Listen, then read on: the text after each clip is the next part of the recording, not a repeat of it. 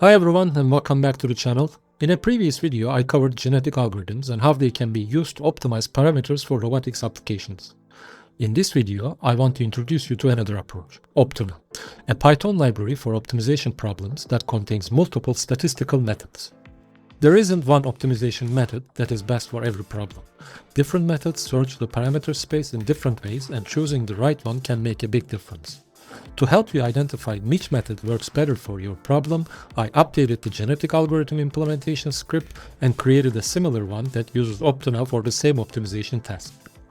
Another addition I implemented to both updated scripts is TensorFlow.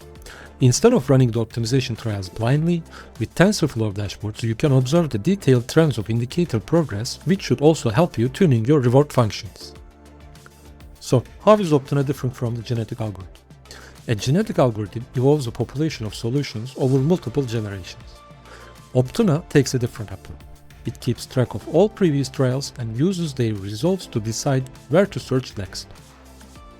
The default sampler in Optuna is TPE, or tree-structured parse and estimator. It looks at the trials that performed well and those that performed poorly. Then it uses that information to propose a new set of parameters that are more likely to perform well. We will also look at CMA-ES, Covariance Matrix Adaptation Evolution Strategy.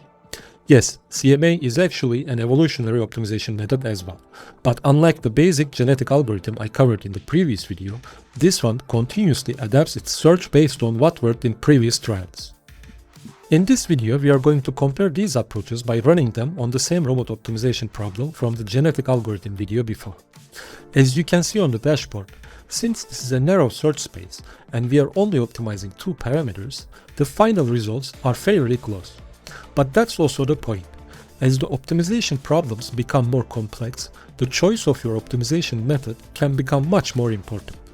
We can extend the search space with different parameters like joint dampening, stiffness, or other control settings and see how the different methods perform. So, if you're interested in trying optimization instead of manually tuning parameters, download the scripts, experiment with the different samplers, and see which one works best for your robot and for your problems.